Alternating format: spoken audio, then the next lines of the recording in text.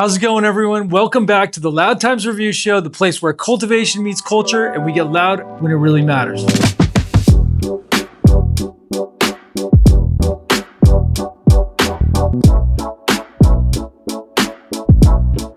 Kaya works with you, it's not against you.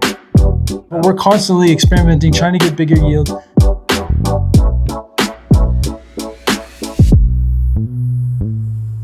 Today, we're discussing soil versus Rockwool versus Coco. We'll break them down, compare their science, and give you all the fun facts. Let's talk about terms. A medium is any material that supports plant roots, physically, chemically, holding water, air, and nutrients. A substrate is a more specific term, the base or surface where a plant grows. In hydroponics, a substrate may offer zero nutrients. All substrates are media, but not all media are substrates. Soil, Coco, Rockwool, what are they? Soil is the original medium. It's biologically active, complex, and buffered.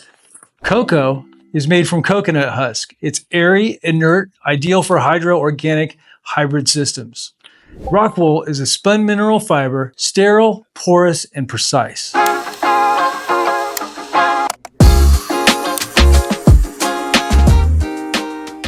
Root zone science. Let's talk about what really matters.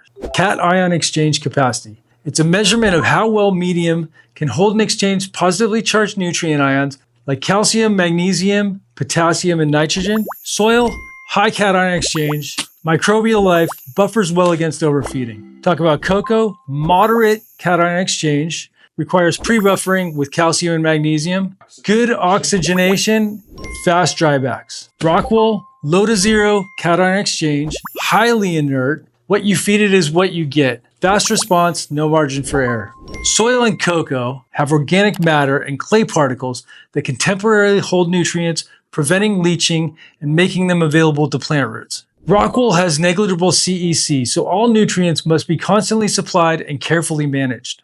In the grow room, how do these feel to work with? Soil is forgiving, fewer feedings, good for living systems. Coco, it's the hybrid between the two. You get good drybacks, it's easy to manage, it has a buffer, and it's a solid hybrid approach. Rockwool is sensitive, fast drybacks, best for advanced growers and automated setups.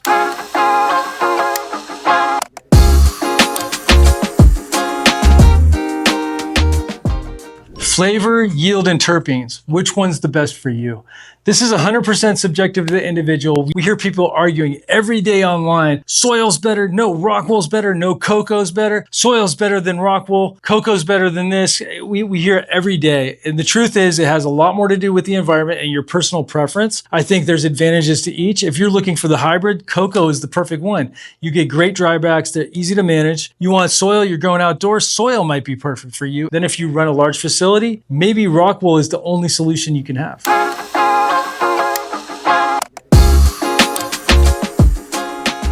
Aeroponics and DWC, no medium, no problem. Aeroponics suspends the roots in the air and mist them with nutrients. Max oxygen, rapid growth, but high risk. DWC, that's deep water culture. It submerges the roots in a nutrient-rich environment, oxygenated water with fast growth, but temperature and pathogens can be a problem.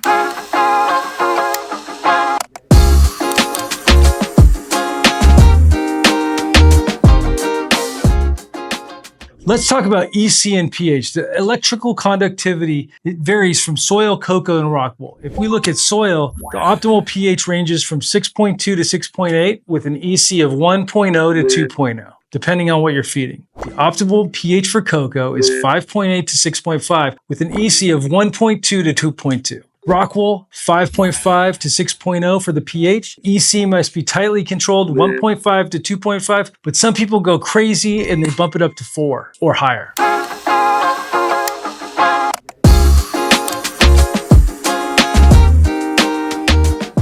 Let's talk about resources. Soil is reusable, compostable, it's heavy and costly to ship. Coco, renewable, it needs buffering, but it's typically single use. Now, Rockwool, it's hard to recycle and it's high energy production. Aeroponics, DWC, they reduce substrate waste, but they're hard to use at scale. So if we look at the average soil price versus the average Coco versus the average Rockwool, we can go a total estimate per pot with soil being $2 to $4.50. If we look at Coco, the total estimate per pot is $2.50 to $3.25. Then if we look at Rockwool, it's $250 to $450.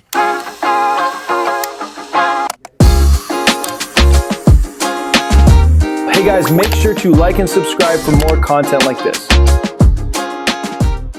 So what's the best, guys? It really depends on you as the cultivator. I think it has so much more to do with the cultivator than the substrate, but every situation requires a different scenario. You know, if we're talking about lights, if we're talking about irrigation strategies, there's so many different ways to do it to get good results. You need to learn how to grow. That's the most important thing. So if we're talking about soil, maybe some people think there's an advantage to flavor, but I feel like you can get great flavor with cocoa as well. Now, performance, if you're looking for performance, if you're looking for yield, maybe Rockwool is your option. You know, if we talk about aeroponics and DWC, I don't think they're great at scale, but they can produce really good flower. The truth is they all work. What matters most is the cultivator. Your goals, your budget, your environment, and your personal style play a role. There's no one-size-fits-all answer, just a method that best suits your operation. This isn't just about what you grow, it's how you grow it. We'll be right back. And now a quick message from our sponsors.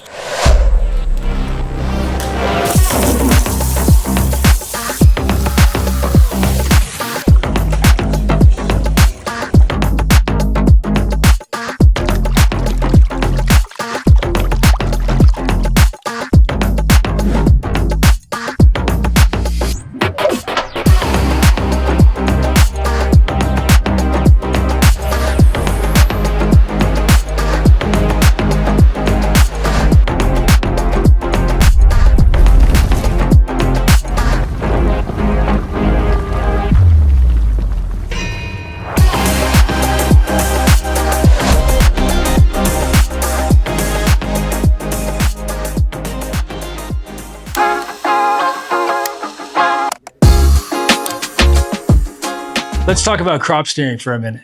Crop steering is a cultivation strategy that involves manipulating environmental and irrigation variables to control plant and growth phases. There are two main types of steering. Generative steering encourages flower and fruit development by increasing drybacks, raising EC, and reducing relative humidity. This mimics stress conditions to trigger reproductive growth. Vegetative steering encourages canopy and biomass growth by reducing EC, shortening drybacks, and maintaining higher relative humidity and temperature. So with crop steering, there's several ways you can do it. Irrigation frequency and volume, substrate moisture levels, electrical conductivity of the nutrient solution, and environmental parameters like light intensity, temperature, vapor pressure, and vapor pressure deficit. Used effectively, in substrates like Rockwool or Coco, crop steering can be especially effective due to the media's responsiveness. Soil is slower to react but can still benefit from intentional irrigation strategies. Crop steering allows cultivators to optimize morphology, control stretch, increase yield, and influence the terpene expression, all by tailoring the plant's growing conditions to specific developmental outcomes. So today we have a special guest joining us. We have Harish from Kaya Coco to talk about his cocoa products. How's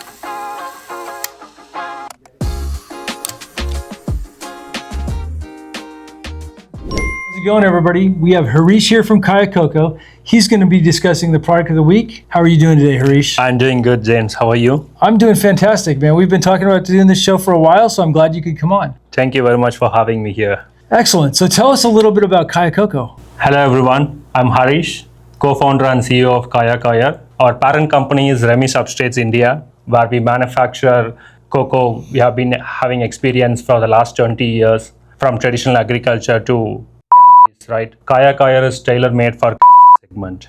I've been working with growers at every level, from growers who are growing 2 plants at home to the commercial cultivators who are doing in large scale. One thing I have learned so far is the consistency that matters in the substrates. Yeah, we've been using Kaya Coco for the last year. We've done trials with other cocoa products. We've been doing trials versus Rockwool. So we've had really good results with Kaya Coco. Yeah, absolutely. We make immense effort in bringing 2 things like the clean and the consistency cocoa. Yeah. That's what we believe, right? So when you make the product granulometry, product sizes, and the consistency from one batch to other, and from batch to batch, you got it right. There is no big science in behind making a right cocoa. I always believe in the right granulometry, right size of the products, and then the typical consistent structure for the cocoa that makes the perfect cocoa, I would say.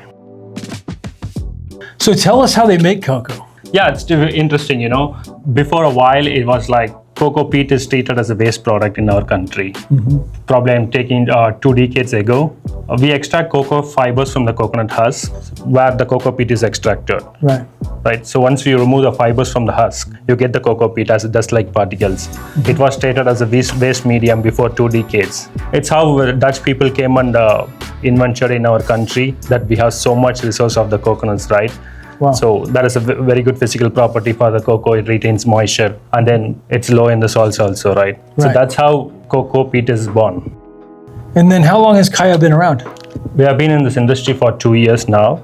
Nice. So we have been producing cocoa like 20 years, typically to the traditional ag markets. Like, as I mentioned earlier, Kaya is born specifically for the industry. So we started this in 2023.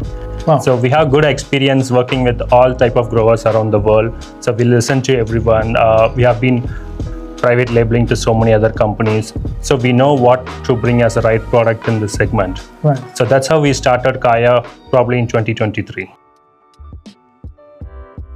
So you have several different product SKUs. And like I was talking earlier, there's several different ways, depending on your situation and your environment, can dictate what type of cocoa or what type of substrate you're looking for. So let's talk about your product SKUs. So first of all, I will start with the representation of the cocos. We wanted to give a perfect representation to all the products. So we don't want to confuse all the growers out there by mentioning different types of gallons in different bags, right? So it is confusing, like from brand to brand, it differs. We want to give a representation in the sizes. That's why we went with the sizes like 5, 5.5, 6 inch, 7 inch, and we have a 10 inch product as well. Right. So the representation, so you can choose this product depending on the cultivar you grow and how big is your canopy and how you want to control your dry bags. You can choose the right sizes. We have the options. You can choose between the smallest of the 5 inch and we can go to up to the 10 inch, which is typically used for the mothers. Nice. And we have 2 options. We have the plastic bags and as well as the fabric bags in all the sizes. So it depends on what cultivar you are doing. So how much your plant drinks. So you're growing the OGs or different kind of cultivars. So it typically depends on how much dry bag you want to get in the specific medium. Also depends on how many plants you do per light, right? Sure. Somebody wants to do 12 plants per light. They want to use the 5 or 5.5 inch to be smaller, right? So and then somebody wants to be grow bigger plants. They can use our 7 inch to grow bigger plants to do 8 to 10 plants per light. When some people like more plants per light and some people like less plants, and there's so many different strategies you can use. 10 inch, you can use those for mothers, but some people, they want to do 4 big 10 inch pots under a 4x4. So yeah, it's very unique to the individual. Now, I'm concerned about this plastic, so tell me about the plastic packaging. Very interesting. These plastics are 100% biodegradable, and the fun fact is it is faster degradable than the fabric bags. I'm really impressed with the fact that it's environmentally friendly. I think we need more products that consider the environment before profit. Yeah, as you know, right, cocoa itself is a sustainable product. We are a company which is RHP certified and we are a 100% sustainable production facility. We reuse all the waters to wash the cocoa and then all our energy is green. So we are 100% sustainable at our production capability. So we believe in what we are returning to the planet. So then I guess, what is the pH of the cocoa when you get it? Yeah, our cocoa is stable around the pH 6 to 6.5. Right. And then you guys buffer it as well. Yes, we buffer the cocoa with calcium. There is too much of calcium going into the buffering process, and then we wash it repeatedly multiple times to bring the EC level down to less than 0.3 in the cocoa. That much is multiple times it washed. So let's talk about my personal experience with Kaya Coco, because we've been trying it for over a year. I've tried both the 70-30 and I've tried the 6 inch and 5 inch. And I really like the 6 inch. That's what we've stuck with. I feel like the dry back with the 70-30 is fantastic too. It feels like 70-30, it feels like more, but I feel like their standard feels like a 70-30 product as it is with the dry back.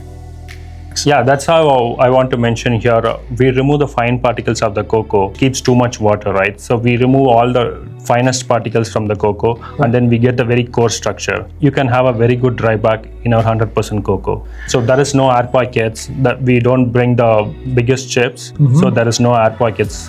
So with cocoa, you don't have to worry about channeling. Definitely not. Yeah. If we're talking about hydration strategy, I was talking earlier about my problems with the cocoa originally, why I said I'd never use them again, because they took so long to break these huge blocks down, right? So what is the best way to hydrate cocoa? Compressed stage to the full field capacity, you can hydrate in 15 to 20 seconds if you're hand watering the cocoa. When you use the drippers, you can use probably a 1 gallon per hour. You can hydrate in the hours overnight. Yeah, we've tried both here, and I feel like the best strategy for us has been to hand water. We go through one time, and then we hit it a second time, and then leave it for 24 hours, and we're good to go. Yes. Yeah, so that seems to be the easiest for us, and everybody has a different way of doing it. Some people don't want the touch point, so they don't want their hands on all, hand watering each one, so they just put the emitters in where they're going to go, and then they're good to go. If you have thousands of lights and you're trying to do it, maybe that's the best option for you. Let's talk about channeling for a minute. You don't have to worry about channeling with cocoa. Definitely not. No oversized cocoa chips. There is no air pockets. So there is no channeling literally in the cocoa. So the main advantage in the cocoa is the drought tolerance, right? So even if you miss your dry bags, you can irrigate it and get the dry bags proper in the cocoa without channeling. That is the biggest advantage. Cocoa is always forgiving. Yeah, that's the beauty of it for sure. Yes. I've had issues with dry bags. I've had issues with overwatering, and I feel like you have less issues with overwatering with cocoa than you do with soil. Also, you don't find any calcium deficiency in the cocoa, so there is no nutrient lockup. Right. So how high or how low do you go with EC in the cocoa? Yeah, as I mentioned earlier, we wash it multiple times. Typically take the EC less than 0.1 actually. So even when you see the initial runoff, it's less than 0.3. Right. That's how we clean the cocoa. So it becomes calcium enriched, and then there is EC. That avoids salt buildup. So with pH and EC, let's talk about that for a little bit with Kaya Coco and some strategies that people use to get good results. Like I mentioned, it all comes through the consistency. Right. So we make the cocoa consistent pH around 6 to 6.5. Yeah. And we wash it multiple times to get the EC level down to less than 0.3 in the cocoa. We make sure the medium is calcium enriched so that when you are going into the veg phase, so the medium is not calcium deficient. So you can see your canopy is even without any deficiency. Nice. The nutrient uptake is good because of the consistent structure. There is no stress in the root zone development. It's assured we have the consistent pH and the EC when you go into flushing the cocoa. Yeah, so as far as for us, we run our flower anywhere from 2.5 to 3 EC when we're flowering is our typical, and then our target pH is like 5.9 to 6. Yeah, that's great. That's the typical pH we want to be at. Yeah, and we get really good results. I mean, our yields, I would say our yields they're anywhere from 2 3/4 to 3.5 pounds per light. That's amazing. 4x4. Yeah, it's really good. We're also using under canopies. We use it in combination with Faven lights, and the PhotoBIOS is what we're trialing right now, but we're constantly experimenting, trying to get bigger yields. That's also cultivar specific. There are some things that get as low as 1.5 pounds per light, but some of our bigger yields definitely push 3 pounds per light. I want to talk about the loose fill grow pot. It's a very interesting product. It has perlite in it, so you cannot compress the perlite. So we just came with the loose fill product. Right. Some people are always loving to fill their pots with bags of 70-30 mix, filling their pots, right? So this one is going to reduce the labor. Yeah. They don't have to fill the pots. They don't have to run around, right? It's just open and you're ready to grow. Less touch points equals more money, guys. Yes. And so let's talk about perlite for a minute. So the benefit of perlite, it loosens the cocoa up a little bit. Yes. It also holds moisture, right? So it'll hold water. That's the benefit of perlite. It's just not act as a filler. Right. Some materials just act as a filler and doesn't do anything, but perlite holds some moisture as well. Right. So it gives more aeration to the root zone. Let's talk about pests and pathogens. Back in our production, we have 100% covered all our drying fields. Yeah. So that's why we are reducing all the pathogens coming back from our production techniques. Right. So also our cocoa is sterilized before packaging. Yeah, and then it sits on a ship too. So it's on a ship for, these days it could be 3 months. Yes. So the likelihood of getting pests especially is very low. Yeah, definitely. It's been, after shipping from India, it's in the water for 2 months. And when it lands here, we inspect the product. So we get the lab results once the product lands in our warehouse. So everything coming out from our facility, we make sure it's 100% pathogen free. Right. We take care of everything. Is there anything you'd like to tell the audience about Kaya Core? Yes. Yes, Kaya Kaya, the substrates works with you. It's not against you. It allows you to work without any unpredictable runaway ECs, salt building up. Nice. So it's clean and consistent. So you don't need to flush with it. No, definitely. It's already pre-buffered, Right. enriched with calcium, pH stable. EC is less than the way it should be in the cocoa. So if people are looking to find out more about Kaya Core, they're interested in cocoa, where's the best place to go? Definitely. Go into our website, kayakaya.com, and we have an Instagram handle where we share a lot of information, posting about videos and stuff from the growers. Like, we have many feedbacks and testimonials of Kaya. You can find in our website on the Instagram page. Yeah. You can also look for our retail partners in our website. We have distribution centers all over USA, whether it may be East Coast or the West Coast, or typically the Central Coast. We have everything covered. We have retail partners all around USA. Thank you so much for coming on the show. Thank you guys for watching. Drop your favorite medium in the comments and tell us your favorite way to grow. Thanks for tuning in, guys. Catch you on the next one. How's it going, everybody? If you're interested in sponsoring the James Loud Podcast or the Loud Times Review Show, let us know on the website, or you can tap in via email, james@jamesloudgenetics.com. Come join the list of all our other great sponsors. Thanks for your support.